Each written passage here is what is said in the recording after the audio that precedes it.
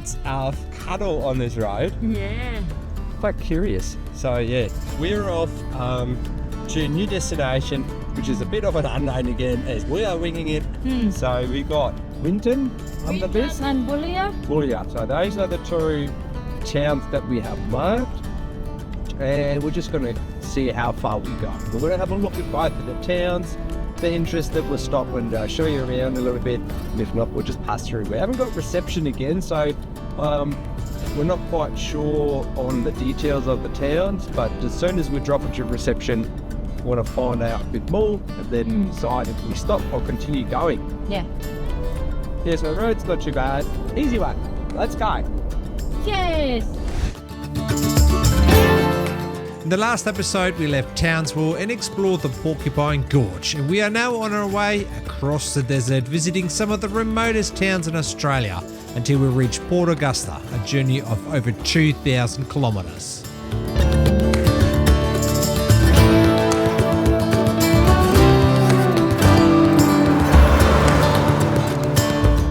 Thanks for tuning in and welcome to another episode. If you don't know us yet, I'm Sasha, and together with my partner Jenny, we travel full time and explore some of the remotest places in Australia.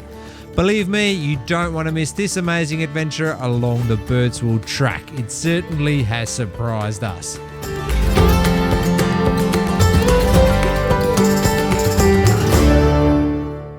So we are now about to hit Winton, which is world famous for its dinosaurs. Now you can see the area is pretty flat, and Jenny has a theory as why that is. Jenny reckons it's been trampled flat by the dinosaurs long time ago. So the compilation. So it's now all compressed and nothing can grow. Well, was Jenny too long under the sun? No.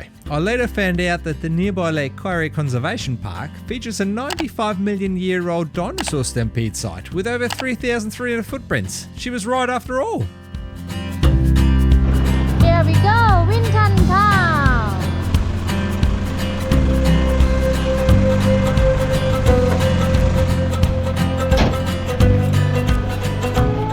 Let's find out what's going on in Winton. Yay.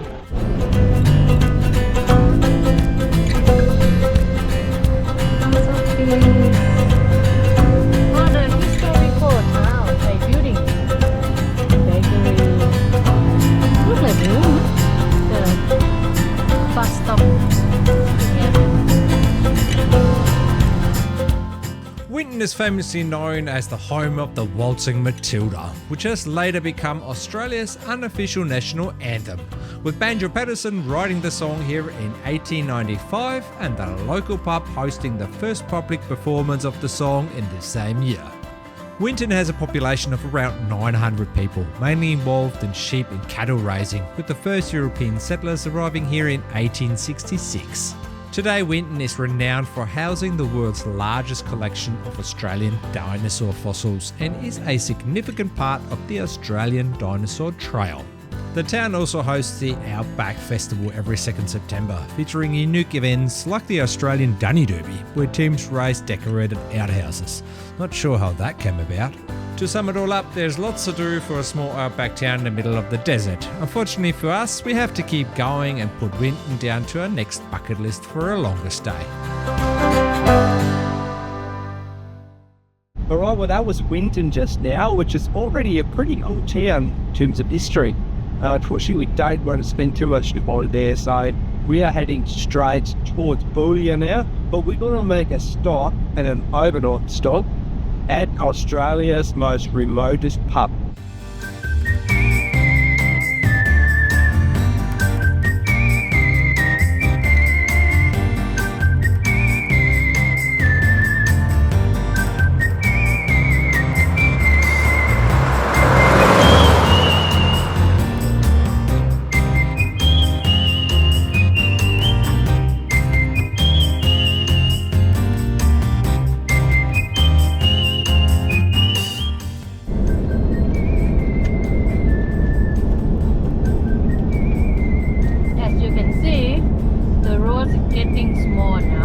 From Winton to Boulia.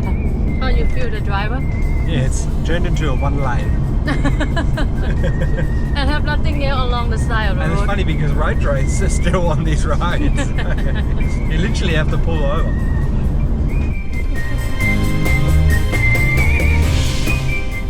It's a weird one, eh? Yeah. You literally have to pull over to the side of the road, but sometimes. And that's a main road actually. That's the, I think it's the A2, the Kennedy Development Road, going all the way down to South Australia. And this is what you get. Dish.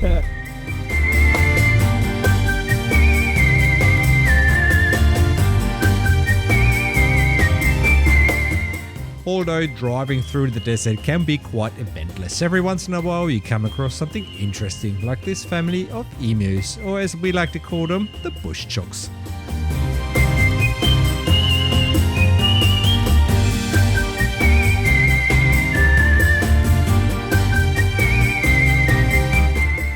And then there is nothing for a while, until something in the distance caught our attention. An abandoned house in the middle of nowhere warranted a thorough investigation.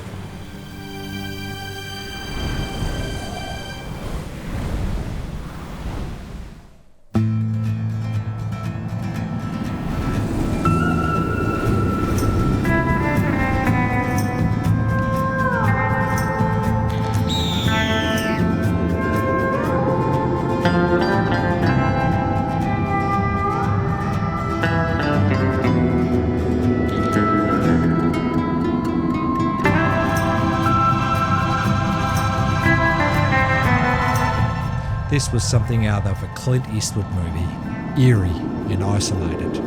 Did something sinister happen here? Who lived here? And where is the dunny? It's a mystery. In fact, it's the movie set of Mystery Road, an Aussie movie filmed here a few years ago. But what a cool spot for a campsite, I thought. Anyway, let's go and find a real house, one with a dunny, and preferably some cold beers.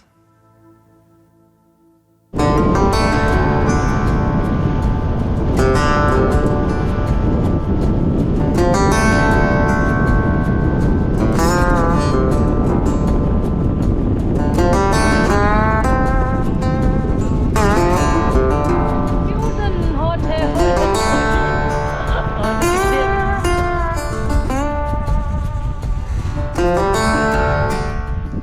All right, we are at Australia's most remotest pub, which is right there, the Middleton Hotel, or also the Hilton. And we set up right here in the middle of absolutely nowhere.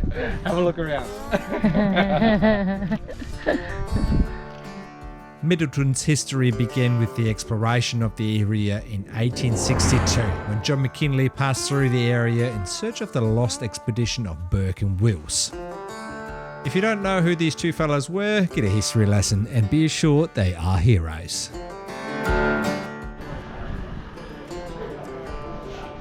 Who's this? Yeah. Hello. Yes, how you going? Great.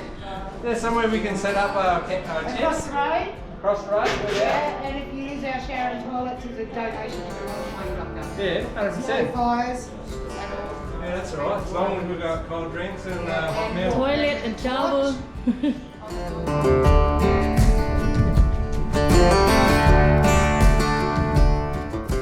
Yeah, so we were a bit warned that the area is absolutely littered with king browns, which are one of the most poisonous snakes in Australia.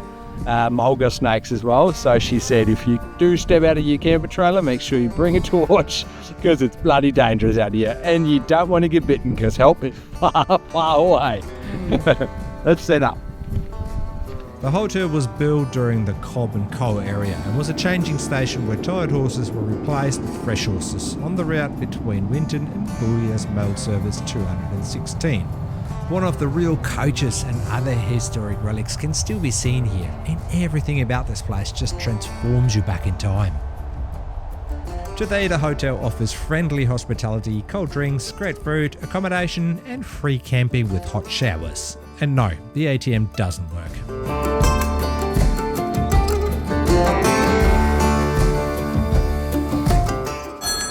Jenny, someone's calling. Answer the phone. Take a call. Hello, Middleton Hotel. Jenny speaking, I'll hear you. Oh, cold beer. Yeah, we have people cold beer. Alright, see you then. Bye.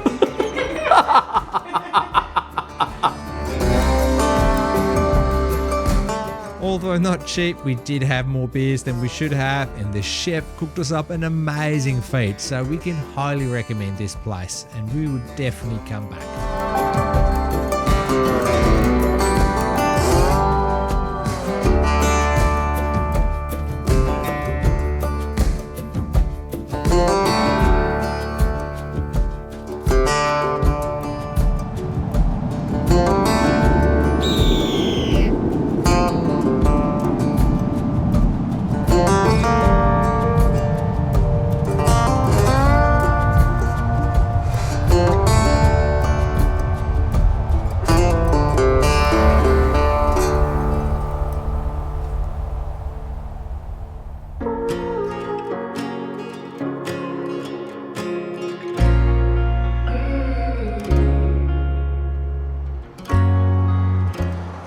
Again into the sandy no man's land with the small town of Bedourie in our sights.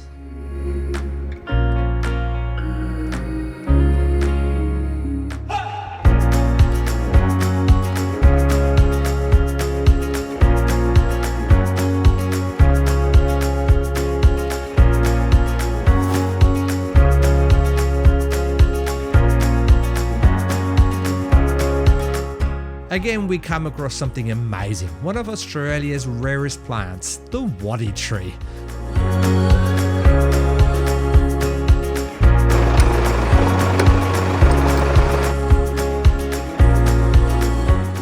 As rare as hen's teeth, this tree is a true survivor, growing since the dinosaurs roamed this place. It takes over 100 years to reach a height of 10 meters and is as hard as a rock. Given the harsh conditions here, it's amazing to see some specimen live over 500 years or longer. Yeah. So we're still in absolute nowhere land. There is nothing around us. Every once in a while you see a few trees, and then, you know, every couple of 100 kilometres you come across a mountain or something, but other than that there's pretty much nothing out here. Except cattle. Oh yeah, we've got cattle, yeah, so some really big cattle stations. Yeah. We're making our way today to Bedourie, most famous for the Bedourie Camp Oven, which we actually have one. And the hot spa. And a hot spa, that's right. And there was one big reason why we wanted to go there, well two. We have two big reasons to go there. Number one, we wanted to go to a hot spa. Yeah. There's an artesian bore down there. Yeah. And yeah, so they've got like this little hot spa set up. And second one, we want to go to the desert. We can't do all the desert tracks that we initially planned on doing. So we at least want to dip our heads in there, go over the sand dunes, and then at least say, look, we've been there, you know, and get a little bit of a taste for the next trip around what we're going to do. Explore.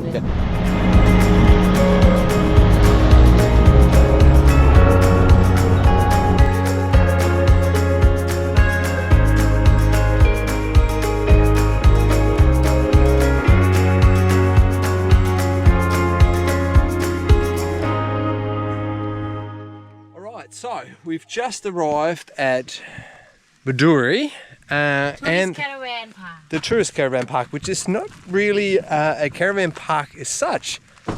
It seems like it's operated by the Shire, so when you drive in there is no reception or anything like that. All you have is a big open space and a notice that says please pay at the Tourist Information Centre, which is closed Saturday and Sunday, and it happens to be a Saturday. But I think they do have an honesty box there. I'm going to suss that out now. So it's got fireplaces here, we've got some shady trees. Not a bad spot actually. And it's surprisingly cool today, 31 degrees, so beautiful little place. I don't know where their powered signs are. Apparently they have 10 powered signs, but I can't see any of that. Not that we need it, because the sun's shining. Bedourie not only has some great history, is famous for camels and the birthplace of the Bedourie Oven, it also has a little oasis in the desert. Oh yeah, this one as well, of course. The Bedourie Aquatic Centre. Now, normally it's $10 for up to 4 people. That's what I found out today. But because we're off season and everything's shut, we can't actually pay for it. But it's open. So they've opened the gates and you can just walk in. Where's the honesty box? They don't have it. There's no honesty box for this one. But anyway, we're going to enjoy a dip in the pool. We got it all to ourselves. How cool is it? And over there is the artesian spa. Apparently it's 40 degrees. Might not be so good for now because it's actually quite warm. But we're going to try it anyway. What do you reckon, Jen? Maybe put my foot in there, taste it first. So those are the only neighbours we have over there. They're quite nice.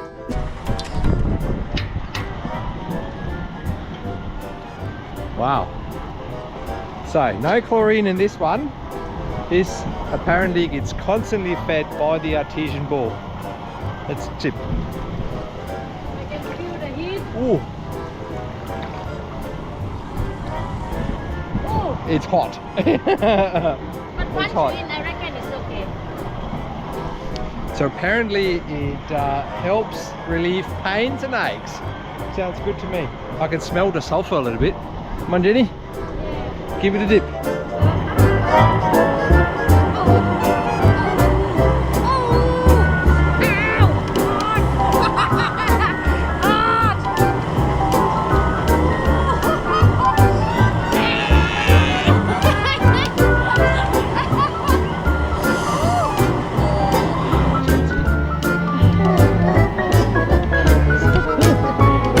Kind of like suffer yourself, but treat yourself.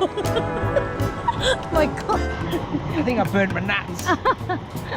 Hold it. Hold it. You sit on here. I'm still struggling to go in. Oh. But yeah, Jenny's right. Once you're sort of in, it's alright. I can't wait to cool off in the other pool. Oh, let's see if it relieves aches. I hope it does. We're having boiled eggs for dinner. My special eggs. You can feel my fingernails. They're like boiling. You're funny, Shasha. I'm actually sweating in the water. Very cool. And we're in the middle of the desert. Now, cop this. Yeah. Middle of the desert. There is a pub right across the pool here. Yeah. The caravan park, and there is this huge swimming pool down there as well. And we got it all to ourselves. My God, man. Yeah. And we haven't paid a single dollar yet. All right, I reckon we're cooked. Time to hit the cold water. We have enough cook.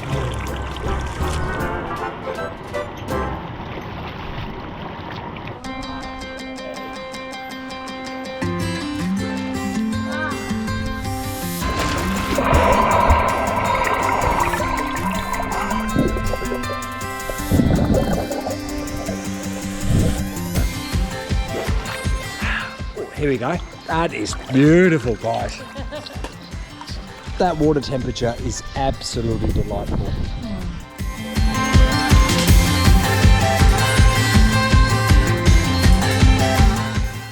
Whew, okay, we're super refreshed now. That was good and absolutely amazing in there. Now it's time to hit back, hook up a storm, Cook out the stove. get some money out of the ATM somewhere here, Yeah. and then yeah, have a good night's sleep hopefully. I'll see you tomorrow.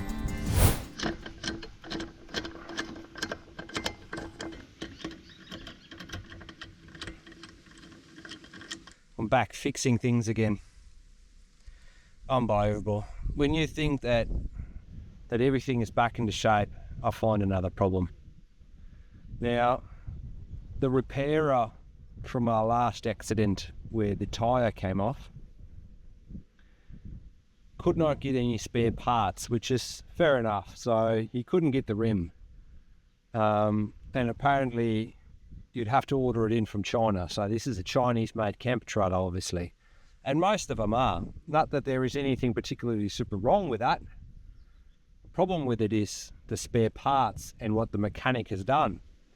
So this is my spare wheel. He'd taken the old rim and bend it because it was broken, obviously, from where the wheel came off. And then he put the tyre onto another rim that he could find, which fits. Now, the issue is also with the tyres. The tyres are also Chinese made and you can't get them. So we had to get a new type of tyre. Same size, new type of tyre. But I wanted to run the same tyre thread on both sides. I've just changed the tyres around to put the same type of threads on both sides. They're brand new tyres, they're good tyres. They cost a lot more than obviously the old Chinese ones, but those are the ones I wanted to run, and then I have the old one as an emergency one. Problem is, he's given me the wrong rim. This rim, this hole here, is 5mm too small. So now I've got no spare time. I'm putting the old one back on there, and I'm giving that bloke a call tomorrow.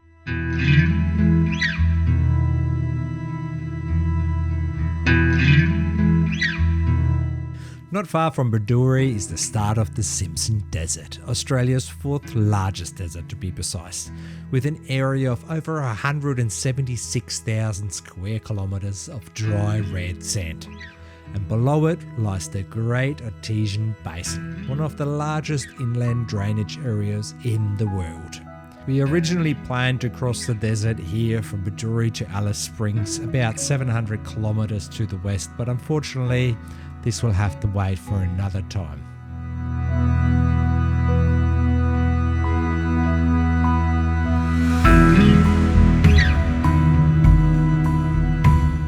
Due to recent rains, this normally barren land is actually super green and full of wildlife at the moment.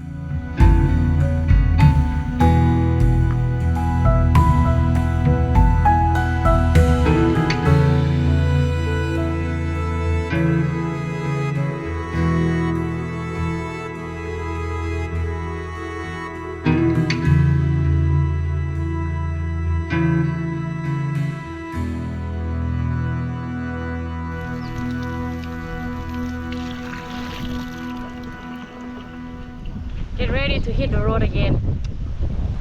That's right, but before that we've got to top up a bit of fresh water. We won't be anywhere close. Well, actually, no, we won't be. No, after Birdsville, that's it. That's it with water supplies. If we're lucky, we'll find a creek. So plan today is to head off to Flinders Ranges, and we're just going to wing it and just stop on the side of the road because it's 1,100 kilometres to get down there to our first spot. We won't do all that in one day, so we're just going to drive as fast as we can, pull over on the side of the road, do a quick stop, and then squeeze down there as soon as we can tomorrow morning. Yeah, that's the plan. But we will go and check out Birdsville on the way, see maybe have a snack over there or something. Just check out the town, show you guys around. But yeah, that's it. There's not that much to do around here. We had a look at the desert, but yeah, it's all grass, which is probably nice for the cattle, and we thought we'll find some nice sand dunes over there, but no, there isn't. It's it looks more like a grassy area at the moment. That's because they had recent rains and the grass was growing, which is good for the cattle. Yeah. Yep.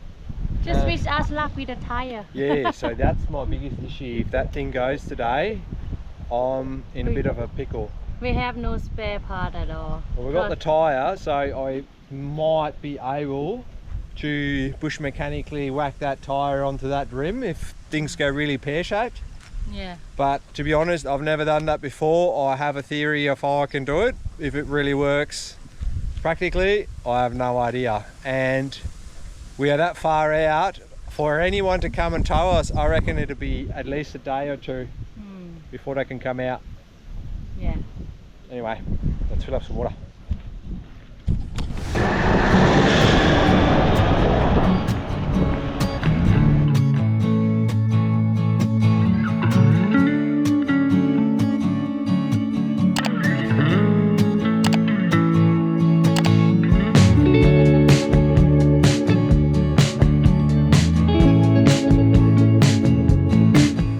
off we go again through rugged mountain ranges topped with green trees and steep cliffs onto flat desert plains with many interesting places to stop and explore. This drive is long but not what we expected. The Birdsville track is dotted with oddities and places to discover and explore. Maybe a bit further apart, but definitely not disappointing.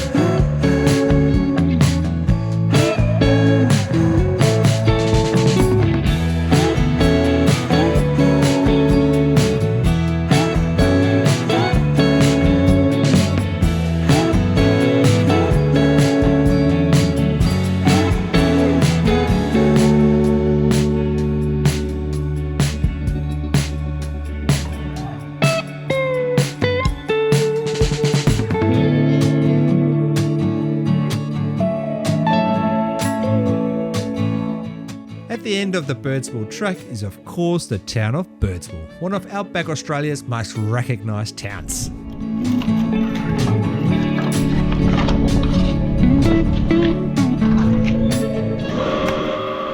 Surprise, 70 turn. Ouch.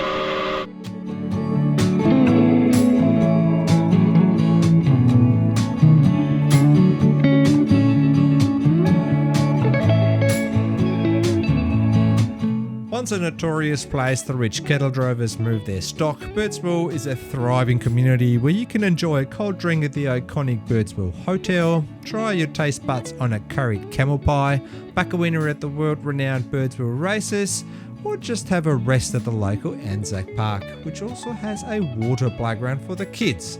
Or Jenny, I should say.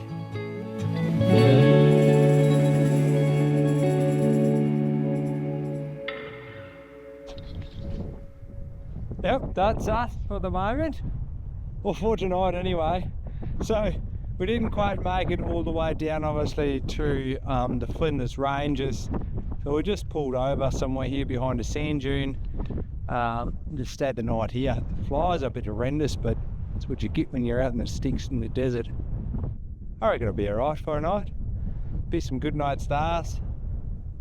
Have a little campfire maybe later if I can find some firewood. It's going to be an interesting one. Trying to get the firewood around here. We've been driving through the desert now for I think about 5 hours without coming to any sort of petrol station or house or anything like that. We passed maybe 2 or 3 stations, outposts, and that's about it. There is nothing out here.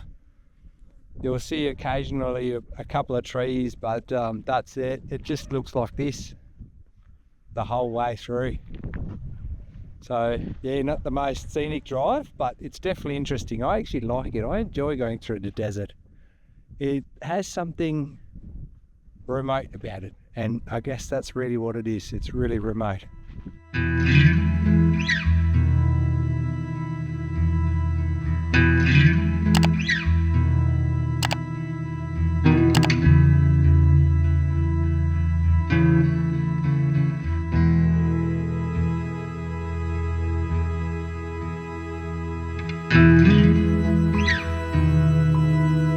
The desert is a place of isolation, a place where you can lose yourself and at the same time find yourself.